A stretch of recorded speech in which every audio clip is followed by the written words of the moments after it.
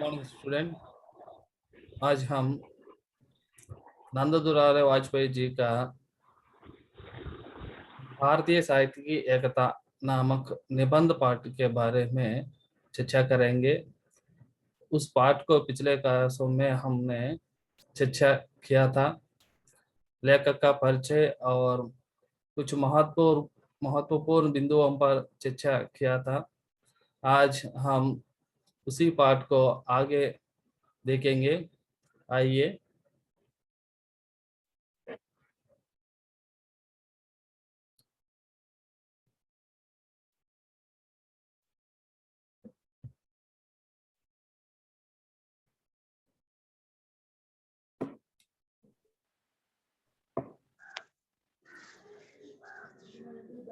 हमें पिछले क्लासों में भारतीय साहित्य के एकता के बारे में चर्चा किया। इस पाठ में लेखक ने हमारी भारतीय साहित्य की पूर्व काल से, जो वेद काल से लेकर अभी तक जो साहित्य में, भारतीय साहित्य में जो परिवर्तन आया, उनके बारे में चर्चा किया। एक एक महत्वपूर्ण बिंदु को लेकर उसने अपनी राय को भारतीय साहित्य की एकता के बारे में वर्णन किया। पहले वेद काल ऋषियों के बारे में, वाल्मीकि और व्यास जी को बारे में, और उसके बाद कालिदास जैसे महान कवियों के बारे में बताते हुए भारतीय साहित्य की एकता के बारे में अपनी राय व्यक्त किया। और उसके बाद सभी संस्कृत के महत्वपूर्ण कवियों के बारे में बता दिया। रामायण को बारे में बता दिया। रामायण भारतीय साहित्य की एकता की एक महत्वपूर्ण ग्रंथ है। उस ग्रंथ सभी प्रांतों में लिखा गया। अभी तक ज्यादा से ज्यादा रामायण पर अनेक प्रांतों में, अनेक भाषाओं में लिखा गया था। उसके बाद हमारे लेखक नंद दुलारे वाजपेयी जी अपनी राय को व्यक्त करते हुए और एक पॉइंट को हमारे सामने लेकर आया था। वो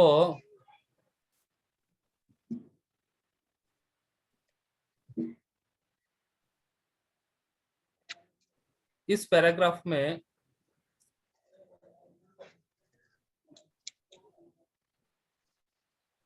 आइए मैं एक बार इस पैराग्राफ को, इस अनुच्छेद को पढ़ूंगा, ध्यान से सुनिए। महाकाव्यम के इस निर्माण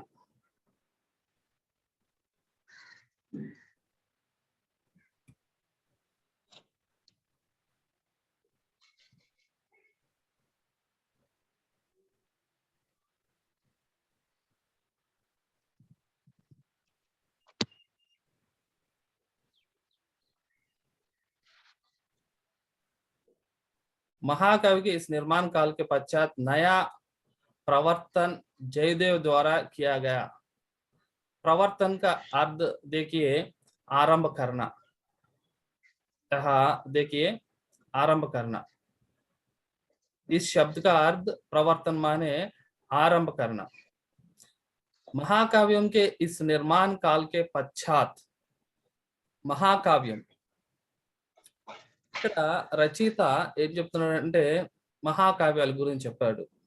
గీత గురించి, తర్వాత రామాయణం గురించి, ఇట్లా పెద్ద పెద్ద మహాకావ్యాలు జరిగిపోయిన తర్వాత, పెద్ద పెద్ద గ్రంథాలు అయిపోయిన తర్వాత వాటినంతా ఫస్ట్ పీరియడ్ మహాకావ్యాలు అని చెప్పేసి అంటారు. ఆ కాలం అయిపోయిన తర్వాత నయా प्रवर्तन जयदेव द्वारा किया गया था।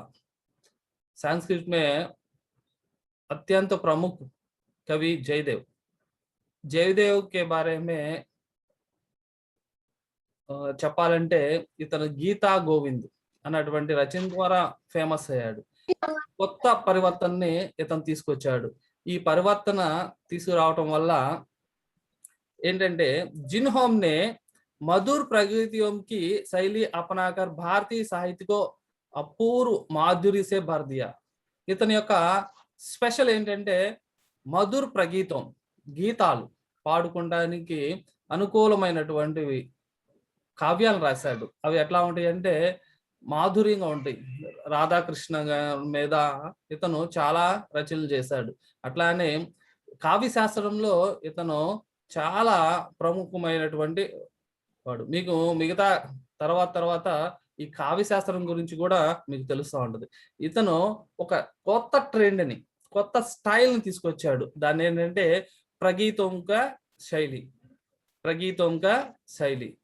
దీన్ని చేయడం వల్ల భారతీయ సాహిత్యం మొత్తం కూడా మాధుర్యంతో భర్దియా అంటే నింపబడింది. ఉన్హీకే पश्चात भारतीय लोक भाषाएं अपने साहित्यों की समृद्ध करने में तत्पर हुई और एक साथ ఏంటంటే ఏం జరిగిందంటే ఇతను తీసుకొచ్చినటువంటి ఈ ట్రెండ్ వల్ల భారతీయ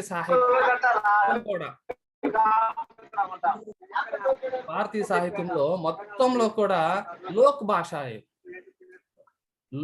జానపద గీతాలు. మ్యూట్ చేసుకోండి, అందరూ మ్యూట్ చేసుకోండి. ఓకే. భారతీయ లోక్ భాష అపనే సాహిత్యకో సమృద్ధి కర్నే మే తత్పర్ హుయి. ఒక్కసారిగా ఈ జానపద గీతాలకి, పాటలకి మంచి క్రేజ్ ఉంది. ఇప్పుడు కూడా మనం గనక చూసినట్లయితే ఫోక్ కి చాలా ఇంపార్టెన్స్, చాలా ఇదిగా మనం ఫాలో అవుతూ ఉంటాం, హమ్ చేస్తూ ఉంటాం, మనం కూడా పాడుతూ ఉంటాం. ఇది ఒక్కసారిగా ఈ ట్రెండ్ భారతీయ भाषाओं में, अनेक प्रांतों में इस विधा से अनेक गीतों लिखा गया था. उनमें से एक बंगाल में चंडीदास, इतनो चंडीदास अन्न बंगाल मंची रचयिता. उसके बाद मिथिला में विद्यापति. देखिए विद्यापति हमारा हिंदी कवि, उनकी भाषा मिथिला, ఇది కూడా హిందీలో కిందకి వస్తుంది. ఇతను కూడా విద్యాపతి చాలా అద్భుతమైనటువంటి గీతాలు రాశాడు. ఉత్తర భారత్ మే కబీర్, తులసి और सूर, వీళ్ళు ముగ్గురు కూడా మన హిందీకి సంబంధించినటువంటి వాళ్ళు. వీళ్ళు కూడా అద్భుతమైనటువంటి రచనలు చేశారు, అద్భుతమైనటువంటి గీతాలు చేశారు. ఈ సూరదాసు కృష్ణ భక్తుడైనప్పటికీ చాలా మధురంగా ఉంటాయి ఇతని యొక్క పాటలు. అట్లానే महाराष्ट्र में ज्ञानदेव, गुजरात में नारसिंह मेहता और राजस्थान में मीराबाई. ఈ మీరాబాయి కూడా మన హిందీకి సంబంధించినటువంటి ఈవిడి పాటలు కూడా చాలా అద్భుతంగా ఉంటాయి. उनके गेय पदों की महान परंपरा వీళ్ళందరూ కూడా ఇప్పటి వరకు మనం చెప్పుకున్నాం చూసారా. బెంగాల్లో ఉన్నటువంటి చండీదాస్ గారు గాని, మిథిలాలో విద్యాపతి గారు, తులసిదాస్, సూరదాస్, మీరాబాయి, నారసింహ మెహతా, జ్ఞానదేవ్, వీళ్ళందరూ కూడా తమ యొక్క కావ్యాలని గేయ పద్ధతిలో రాశారు. ఈ గేయ పద్ధతిలో పాడుకోవడానికి కూడా బాగా అద్భుతంగా ఉంటాయి. అట్లానే నెక్స్ట్ వచ్చేటప్పటికి దక్షిణ భాషాओं में अलवार संतों ने भक्ति काव्य की रचनाएं प्रस्तुत की. अलवार संत మనకి తమిళనాడు సంబంధించిన వాళ్ళు, వీళ్ళు అలవార్ సంత్, వీళ్ళు కూడా మంచి భక్తి కావ్యాలు రాశారు.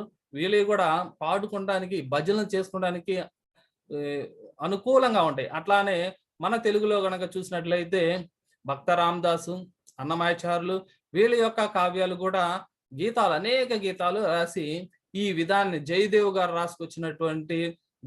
గారు ప్రారంభించినటువంటి విధానాన్ని వీళ్ళందరూ కూడా ఫాలో అయ్యారు. ఇప్పుడు కూడా ఈ ట్రెండ్ కంటిన్యూ అవుతానే ఉంది. అందువల్ల ఈ భారతీయ సాహిత్యకి ఏకత అన్నది అన్ని ప్రాంతాల్లో చూసినట్లయితే ఒక చోట జయదేవ్ గారు ప్రారంభించినటువంటి విధానాన్ని మిగతా భారతీయ భాషలు అన్నిటిలో కూడా ఈ విధానాన్ని అందరూ అనుసరించి అందరూ సక్సెస్ అయ్యారు. అట్లానే ఇంకా చూసుకున్నట్లయితే सारा देश इन भक्तों और संतों की सहज भावमय वाणी से आप्तायित होटा ఆప్యాయిత్ హోట దీని అర్థం ఇక్కడ రాశాను చూడండి. తృప్త్ యా ప్రసన్న, తృప్తి చెందటం, ప్రసన్న చెందటం అంటే అందరూ కూడా భావమై, సహజ భావమై. ఈ పాటల్లో ఈ భక్త కవులు వీళ్ళందరూ రాసినటువంటి వీటిలో ఎట్లా ఉందంటే అందరూ కూడా ఈ సహజ భావమై గీత ద్వారా అందరూ కూడా తృప్తి చెందారు, బాగా సాటిస్ఫై అయ్యారు, అందరూ బాగా ఇష్టపడ్డారు ఈ పాటలో ఈ విధానాన్ని. అందుకని ఇది ట్రెండ్ అన్నది ఇంకా కొనసాగుతూనే ఉంది. तुलना के लिए कुछ लोग किसी कवि को किसी से न्यून और किसी से श्रेष्ठ ठहरा सकते हैं. ठहरा माने यहाँ ఈ కలర్ కి ఈ అర్థం రాశానమ్మా. ఇక్కడ ఒకసారి స్క్రీన్ షాట్ తీసుకొని మీరు ఈ అర్థాలని గుర్తుపెట్టుకోండి. తహరా అంటే నిర్ణయకరణ, వ్యవస్థాకరణ, స్థిరీకరణ అన్నటువంటి ఒకదాన్ని స్థిరీకరణ, నిర్ణయించడం, వ్యవస్థీకరించడం అన్నటువంటి అర్థం వస్తుంది. तुलना के लिए कुछ लोग किसी कवि को किसी से न्यून और किसी से श्रेष्ठ ठहरा सकते हैं. ఇక్కడ మనకేంటంటే ఫ్యాన్స్ వస్తూ ఉంటారు. మన హీరో గొప్పోడు, మావోడు గొప్పోడు అని చెప్పేసి ఇద్దరు హీరోలు సంబంధించినటువంటి ఫ్యాన్స్ ఎలా కొట్టుకుంటా ఉంటారో అట్లానే వివిధ భాషల మధ్య కానీ వివిధ కవుల మధ్య కానీ కొంతమందినేమో పోల్చేటప్పుడు, తులన అంటే పోల్చేటప్పుడు ఏం చేస్తారంటే ఒక ఆయన గొప్పోడని ఒక ఆయన తక్కువ అని చెప్పేసి అంటారు. కింటు వే తులన అధికతర సాహిత్య హోంగే. ఇవన్నీ కూడా ఇట్లా పోల్చడం అన్నాయి, ఒకళ్ళు ఎక్కువ ఒకళ్ళు తక్కువ అన్నది సాహిత్యపరంగా ఉంటాయి. ప్రతిభాక ఉత్కర్ష నాపన, ఉత్కర్ష్ ఇక్కడ ఉత్కర్ష్ అంటే అర్థం ఇక్కడ రాశాను, ఊపర్ కీంచిన ఉన్నతి అన్నటువంటి రెండు అర్థాలు వస్తాయి ఏదైనా సరే. ఊపర్ కీంచిన ఆర్ ఉన్నతి. నాపన అంటే పోల్చటం, సాహిత్యం కా కామ్ హై. ఇక్కడ ఏం చెప్తున్నారంటే ప్రతిభని, ఎవరైతే ప్రతి ఒక్కళ్ళలో కొంత ప్రతిభ ఉంటుంది, ఆ ప్రతిభ యొక్క గొప్ప స్థితిని పోల్చడం అన్నది సాహిత్యకారుల యొక్క కామ్, వాళ్ళ యొక్క పని. అందుకని చెప్పేసి కొంతమందిని ఏమో ఉచ్చ అంటే గ్రేట్ అని చెప్పేసి, కొంతమందిని అతనికంటే తక్కువ అని చెప్పేసి కంపేర్ చేస్తుంటారు. ఇది మనకు అంత అవసరం లేనటువంటి విషయం. కానీ ఏంటంటే మొత్తం భారతదేశంలో సాహిత్యం అన్నది ఒక ట్రెండ్ అన్నది ఒక చోట ప్రారంభమైందంటే మిగతా చోట కూడా వ్యాపిస్తుంది.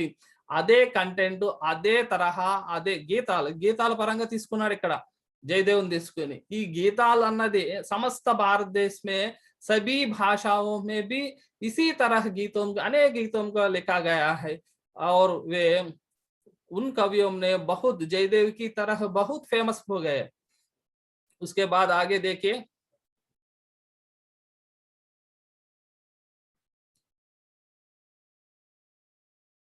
एक मिनट.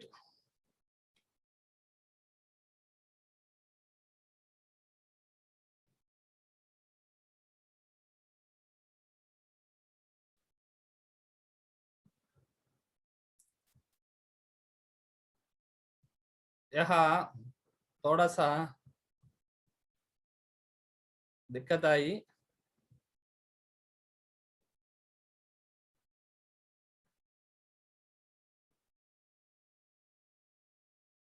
ओके,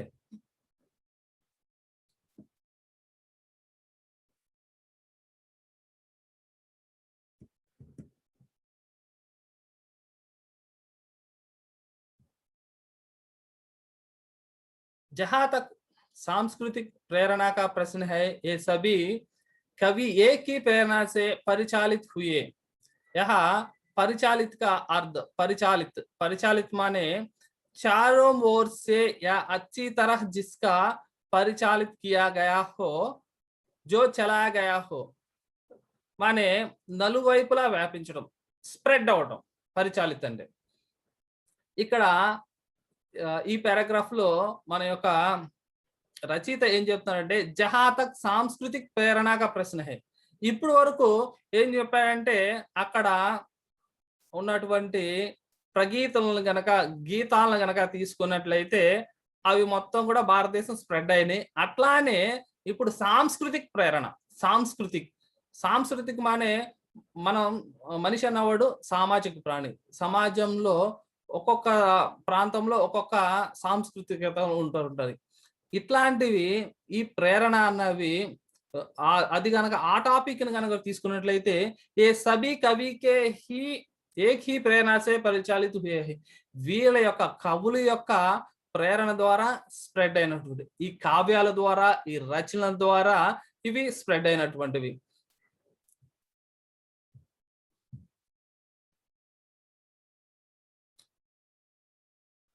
उसे हम एक शब्द में धार्मिक प्रेरणा कह सकते हैं. ఒక్క శబ్దంలో తేల్చేసేసాడు ఇక్కడ. ఇదేంటంటే ధార్మిక ప్రేరణ అంటే మనం అంతకుముందు చెప్పుకున్నాము మతపరమైనటువంటివి, మత విశ్వాసాలకు సంబంధించినటువంటివి. ఈ ధార్మిక ప్రేరణ అన్నది మనకి మన యొక్క మత విశ్వాసాలు గాని ఇవన్నీ కూడా ఈ కవుల వల్ల, వీళ్ళ యొక్క రచనల వల్ల మనకి స్ప్రెడ్ అయినటువంటి, నలువైపులా అందరికీ स्प्रेड అయినటువంటివి. लोक भाषाओं का यह साहित्य पूर्ववर्ती संस्कृत साहित्य की तुलना में क्या और कैसा है, यह प्रश्न भी हमारे लिए अधिक महत्व का नहीं. यह लेखक का अभिप्राय जो है, लोक भाषाओं का यह साहित्य पूर्ववर्ती संस्कृत साहित्य की तुलना में क्या है और कैसा है. మన లోక్ భాషావంక అంటే భారతదేశంలో ఉన్నటువంటి అన్ని భాషలు సాంస్క్రిట్ తో మన సంస్కృతంతో కనుక తులన పోల్చినట్లయితే వాటి యొక్క పరిస్థితి ఎలా ఉంది, వాటి యొక్క అంటే కంపేర్ చేసుకున్నట్లయితే సాంస్క్రిట్ భాషలో అద్భుతమైనటువంటి రచనలు వచ్చినాయి.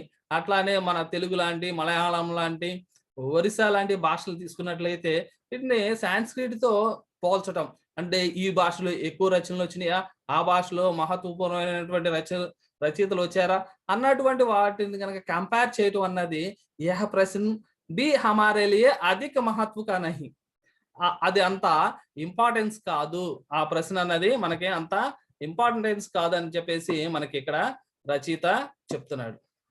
उसके बाद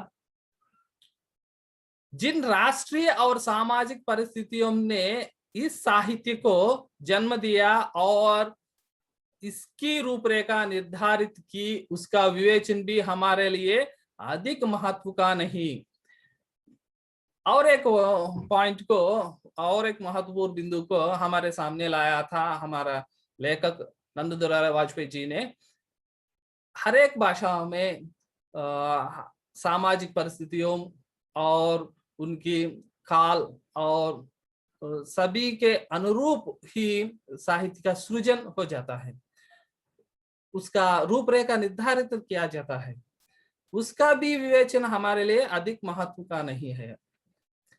ఇక్కడ రచయిత ఏం చెప్తున్నాడంటే ఒక్కొక్క ప్రాంతంలో ఒక భాషలో ఒక రకమైనటువంటి సాహిత్యం వస్తుంది. ఎందుకు వస్తుందంటే అక్కడ ఉన్నటువంటి కాలమాన పరిస్థితులు అనుగుణంగా రాష్ట్రీయ చేతన, సామాజిక పరిస్థితులు, మన యొక్క సామాజిక పరిస్థితులు ఒక రకంగా ఉంటాయి, నార్త్ ఇండియన్స్ సామాజిక పరిస్థితులు ఒక రకంగా ఉంటాయి, మన యొక్క ఆచార వ్యవహారాలు ఒక రకంగా ఉంటాయి, అక్కడ వాళ్ళ వ్యవహారం వేరే రకంగా ఉంటాయి. ఉదాహరణకి మనం కనుక పాశ్చాత్య కంట్రీస్ కనుక పోల్చుకున్నట్లయితే క్వైట్ ఆపోజిట్ గా ఉంటుంది. ఉదాహరణకి మనమేమో ఒకవైపున డ్రైవింగ్ చేసేటప్పుడు మనకి స్టీరింగ్ ఒకవైపు ఉంటుంది, వాళ్ళకి ఇంకొక వైపు ఉంటుంది.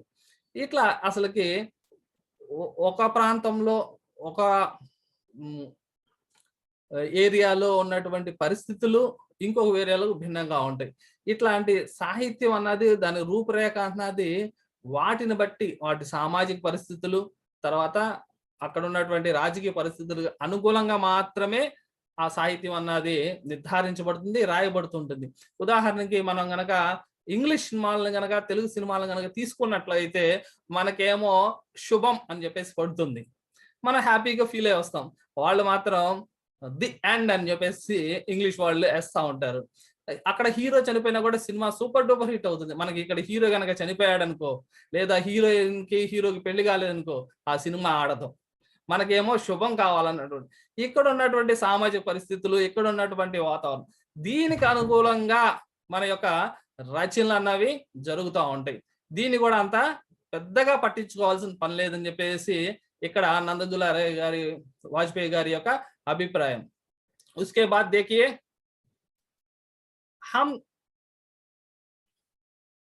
हम तो केवल यह देखते हैं कि 14वीं से 17वीं शताब्दी तक समस्त देश में एक ही साहित्यिक ध्वनि गूंज रही थी और वह थी एक लोक क्रांति शक्ति में चरम विश्वास रखने वाली सशक्त और बलवती ध्वनि है.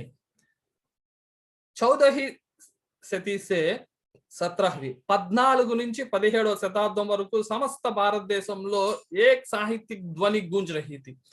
ये हिंदी साहित्य के लिए बहुत महत्वपूर्ण काल है. उस काल को भक्ति काल कहते हैं. इस काल में अनेक रचनाकारों ने, कवियों ने अपनी भावनाओं को, अपनी भक्ति भावनाओं को अनेक काव्यों में अपनी ध्वनि को गूंज किया था. ये బలవతి ధ్వని है అత్యంత. ఇక్కడ మనకి ఈ పీరియడ్ కనుక చూసుకున్నట్లయితే 14वीं శతాబ్ది से 17वीं శతాబ్ది వరకు మధ్యన ఉన్నటువంటి పీరియడ్ చాలా ఇంపార్టెంట్ పీరియడ్. భారతదేశం మొత్తంలో అన్ని భాషల్లో కూడా మంచి రచనలు, భక్తికి సంబంధించినటువంటి రచనలు వచ్చినాయి అని చెప్పేసి రచయిత ఇక్కడ చెప్తున్నాడు. उसके बाद आके देखे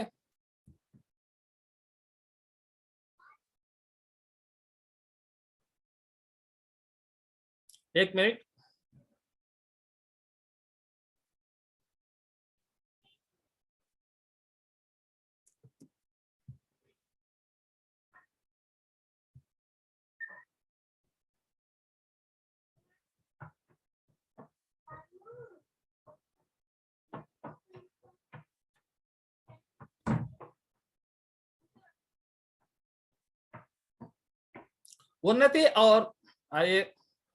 उन्नति और विकास अथवा प्रौढ़ता और परिपुष्टता के युगों में ही नहीं, हास और अवरोह के युगों में भी भारतीय साहित्य अपनी एकता की साक्ष्य देता है.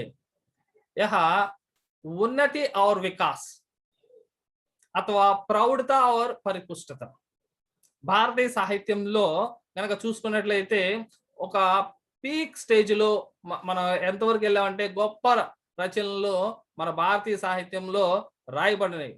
ఒక ప్రాంతంలోనే కాదు, సాంస్క్రిట్ లోనే కాదు, తెలుగు, తమిళ, కన్నడ, మలయాళం, హిందీ అన్ని భాషల్లో కూడా ఒక ఉన్నత స్థితి, ప్రౌఢ స్థితి, పరిపుష్టత ఈ యుగంలో మనం అనేక రచనలు చూసాం. ఈ అనేక రచనల్లో కూడా భారతీయ సాహిత్యకి ఏకత సాధ్య లభించింది. వీటన్నిటిలో కూడా భారతీయ సాహిత్యం అన్నది ఏకరూపత అన్నది మనకి చాలా సుస్పష్టంగా కనిపిస్తుంది. उसके बाद हास और अवरोह के युगों में भी, हास माने హాస్ అంటే నవ్వు, మనకి కామెడీ అంటాం కదా, అంటే పతనావస్థని, అంటే ఉచ్చ స్థితిలో కూడా మన భారతీయ సాహిత్యం ఒకలాగే ఉంది. తర్వాత అధమ స్థితిలో కూడా, అంటే పతనావస్థలో అవరోహ్ దిగుతున్నప్పుడు మనకి షీనోపాంత ప్రయోజనం కనుక చూస్తే ఇట్లా ఇట్లా కర్సర్ ఇట్లా పైకి వెళ్ళి కిందకి దిగుతా ఉంది చూసారా. హై స్టేజ్ ని మొదలుకొని కిందకి డౌన్ ఫాల్ స్టేజ్ లో కూడా భారతీయ సాహిత్య अपनी ఏకతాకి సాక్షి దేతా హై. ఇక్కడ కూడా పతనావస్థలో కూడా భారతదేశం ఏకత అన్నది చాలా స్పష్టంగా కనిపిస్తుంది అని చెప్పేసి ఇక్కడ రచయిత చెప్తున్నాడు.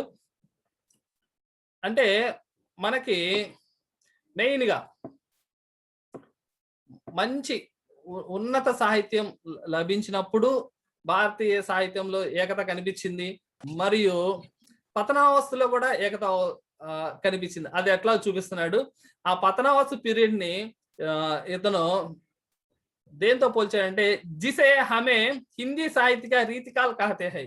रीतिकाल को हमारे लेखक नंददुलारे वाजपेयी जी ने पतन काल और अवरोह काल को बता दिया, लेकिन रीतिकाल भी अत्यंत महत्वपूर्ण काल है. उसके बारे में वो अपना राय बता दिया, लेकिन मेरे लिए रीति काल एक अच्छी काल है। इस समय अनेक तरह रचनाएं, नायिका भेद, श्रृंगार, अनेक अलंकार शास्त्र इसी समय उद्भव हुआ है और अनेक कलाओं का इस काल में आ गया। देखेंगे इनको भी हमारे लेखक ने बता दिया। एक बार उनके बारे में भी हमें चर्चा करेंगे। रीत काल को वो पतनावस्थ काल, हास्य काल कहा गया। ये काल हिंदी साहित्य इतिहास में तीसरा काल है। पहला आदिकाल, दूसरा भक्ति काल और तीसरा रीति काल। उसके बाद आधुनिक काल। आधुनिक काल के बारे में भी हमें आगे चर्चा करेंगे, जिसकी प्रेरणा मुसलमानी साम्राज्य और पारसी साहित्य की नई परिस्थितियों से उत्पन्न हुई थी।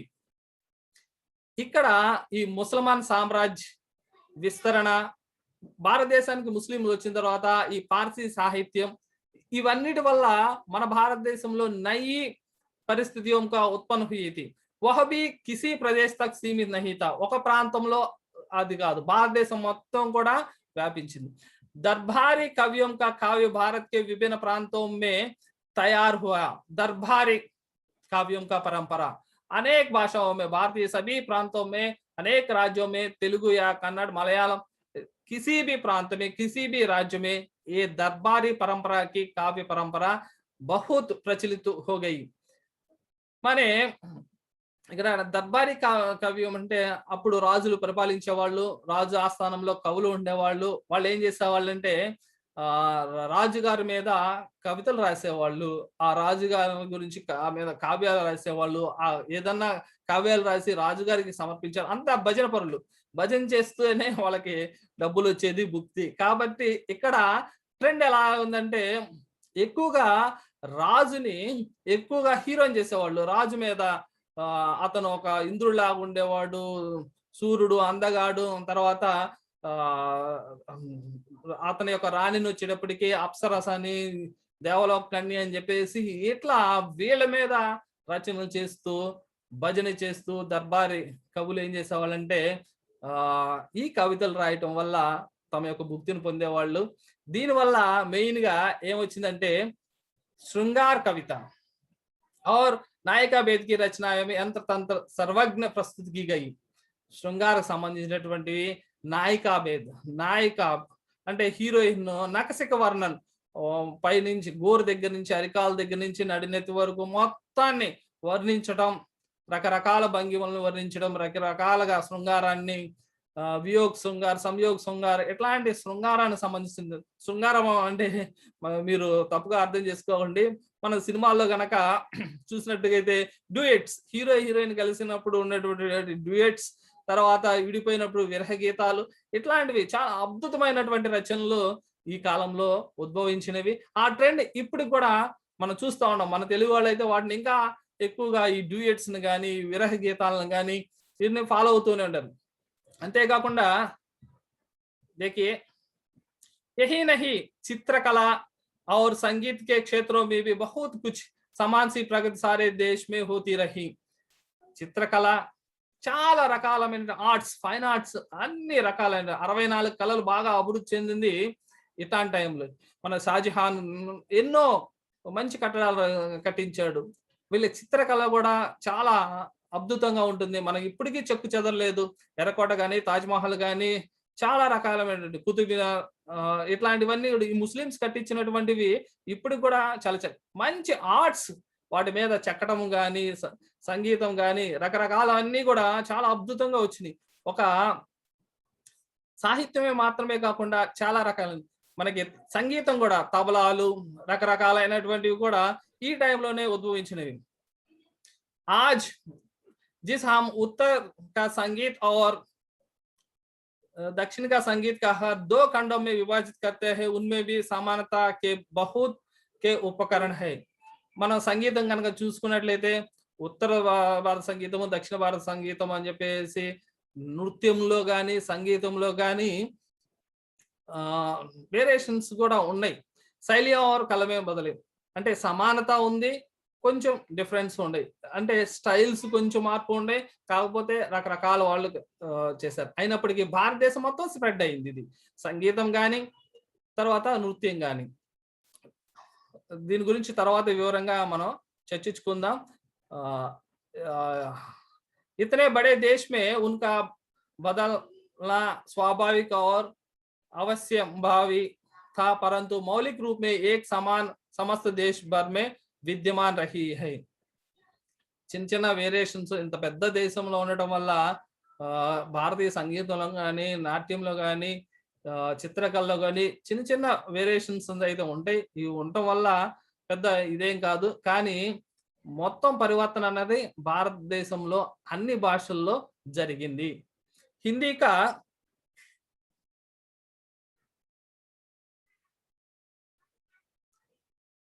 एक मिनट, हिंदी का कवि भूषण दक्षिण के सम्राट शिवाजी का प्रसिद्धि गाने में तत्पर हुआ. ఇక్కడ చూసుకున్నట్లయితే మన హిందీకి సంబంధించినటువంటి కవి భూషణ్ ఏం చేశారంటే దక్షిణ సామ్రాట్ అయినటువంటి శివాజీ గారి మీద అత్యంత అద్భుతంగా రచనలు చేశాడు. అట్లానే उसी प्रकार गुजरात, महाराष्ट्र और बंगाल के कवि वज्र भाषा में कृष्ण लीलाओं का गान कर रहे थे. प्रादेशिक भिन्नता का भाव इस देश की प्रवृत्ति में नहीं रहा. ఇక్కడ చూసుకున్నట్లయితే గుజరాత్ వాళ్ళు కానీ, మహారాష్ట్ర వాళ్ళు కానీ, బెంగాల్ వాళ్ళు కానీ వ్రజ భాషలో కృష్ణుని మీద అనేక రచనలు చేశారు, ఫేమస్ అయ్యారు. ఇక్కడ ప్రాదేశిక భిన్నత అన్నది భారతదేశం యొక్క ప్రవృత్తి కాదు. ఏ భాష వాళ్ళైనా సరే, ఏ ప్రాంతం వాళ్ళైనా సరే మిగతా భాషల్ని ఫాలో అవటం, మనకి ఈ ఏకత అన్నది చాలా స్పష్టంగా కవిస్తుంది. ఈ అన్ని ఉదాహరణల వల్ల కవి ఏం చెప్పదలుచుకున్నాడంటే ప్రాంతాలు వేరైనా, మనుషులు వేరైనా, భాషలు వేరైనా సరే కంటెంట్ మాత్రం ఒకేలాగా ఫాలో అవుతున్నారు. ఇది భారతీయ ఏకతాకి एक विशिष्ट लक्षण है. इसके बारे में हमें आगे चर्चा करेंगे.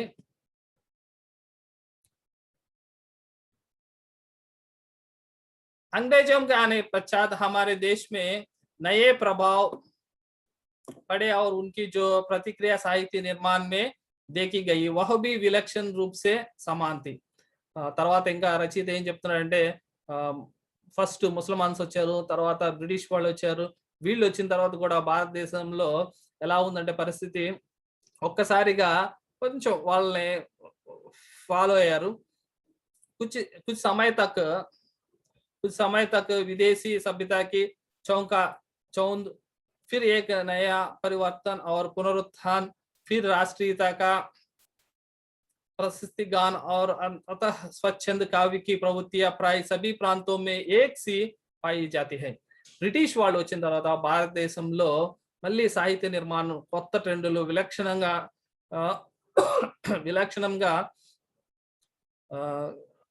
వచ్చింది. సాహిత్యం కొత్తగా వచ్చింది, కొత్తవి ఉపన్యాసం అన్నది వీళ్ళు వచ్చిన తర్వాత వచ్చింది. అంటే నావెల్ అన్నది కూడా వీళ్ళు వచ్చిన తర్వాత వచ్చింది.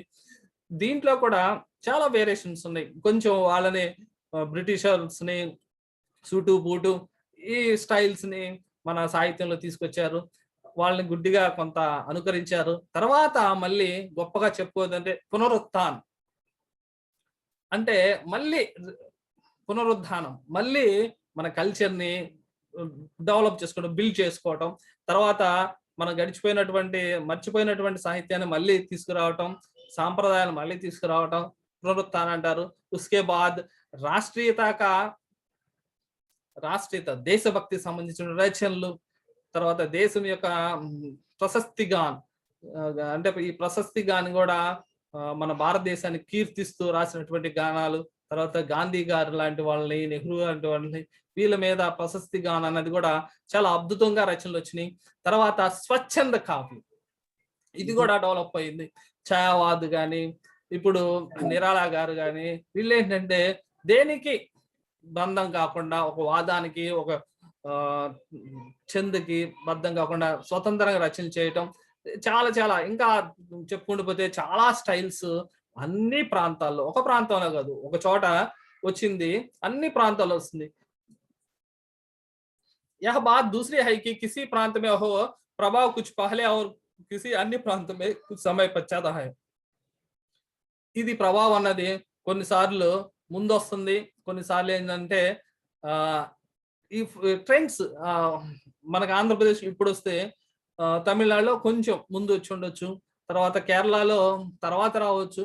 ఇట్లా అన్నది ఇదంతా ఈ ట్రెండ్స్ వచ్చే సాహిత్యంలో వచ్చేటటువంటి మార్పులు ఒక ప్రాంతంలో ఒకప్పుడు రావచ్చు, ఇంకొకటి రావచ్చు. ఇట్లా కొంచెం పీరియడ్ లో మార్పు అవుతుంది కానీ వచ్చి తీరుతుందండి. దూసరా అంతర్ ప్రతిభాకే వైశిష్ట కాభి హై. దీంట్లో కూడా ఏముందంటే ఇంకొక అంతరం ఏంటంటే ఒక్కొక్క రచయిత యొక్క ప్రతిభను బట్టి వాళ్ళ యొక్క చదువు, వాళ్ళ యొక్క కల్చర్, వాళ్ళ యొక్క ప్రాంతం, వాళ్ళు ఎదుర్కొన్నటువంటి విషమతలు, వాళ్ళు ఎదుర్కొన్నటువంటి ఆర్థిక పరిస్థితులు, దీన్ని బట్టి ఒక ప్రతిభ అన్నది కవికి అనేక రకాలుగా ఉంటుంది. గీటురాయి అది దీంట్లో కూడా డిఫరెన్స్ ఉంటుంది. అంటే రచయితలు ప్రాంతాల్లో డిఫరెన్స్ ఉంటుంది, అట్లానే రచయిత కూడా प्रतिभा కొంచెం వేరియేషన్స్ ఉంది. कृषि प्रांत में कुछ अधिक उत्कृष्ट प्रतिभाएं दिखाई दी. ఒక్కొక్క ప్రాంతాల్లో ఉత్కృష్ట ప్రతిభాయే. యహ देखिए उत्कृष्ट प्रतिभाएं. బెంగాల్లో చూసినట్లయితే వండర్ఫుల్, గొప్ప గొప్ప బెంగాల్ టైగర్స్ అంటారు వాళ్ళని. చాలా అద్భుతంగా వాళ్ళు రచనలు చేశారు. అంతకుముందు చర్చించుకున్నాం కూడా మనం వాళ్ళ గురించి. ఒక్కొక్క ప్రాంతంలో ప్రతిభ అన్నది ముందు వస్తుంది, చాలా గ్రేట్ గా వస్తుంది. కొన్ని ప్రాంతాల్లో తర్వాత వస్తుంది. అన్ని ప్రాంతాల్లో ఏం తక్కువేం కాదు. అంటే ఒక్కొక్క టైంలో ఒక్కొక్కరు ముందుంటారు, ఒక్కొక్క టైంలో ఒక్కొక్కరు తక్కువగా ఉంటారు. తీసరా అంతర్ ప్రాదేశిక జనపదీయ సంస్కృతి యొక్క మూడో అంతరం వచ్చేటప్పటికి ఇంకోటి ఏంటంటే ప్రాదేశిక ప్రాంతాన్ని బట్టి జనపదీయ సంస్కృతి యొక్క దీనివల్ల కూడా వేరియేషన్స్ వస్తూ ఉంటాయి. అంటే ఒక్కొక్క ప్రాంతం యొక్క అభిరుచులకి అనుగుణంగా ఏం జరుగుతూ ఉంటుందంటే ఇట్లాంటి మార్పులు వస్తూ ఉంటాయి. एक मिनट.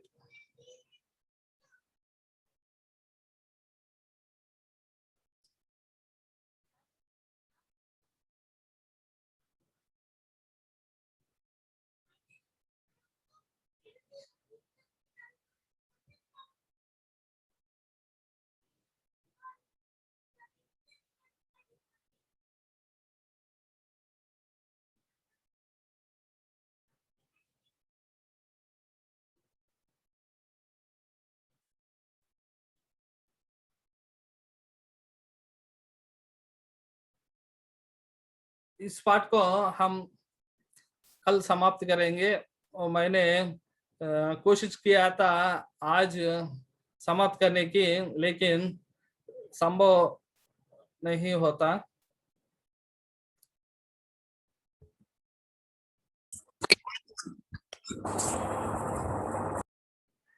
आज मैं इसका क्लास को समाप्त करने की कोशिश कर रहा हूँ. 2 मिनट बाकी है. इस 2 मिनटों में इस पाठ को पूरा करने की कोशिश करूंगा. ध्यान से सुनिए.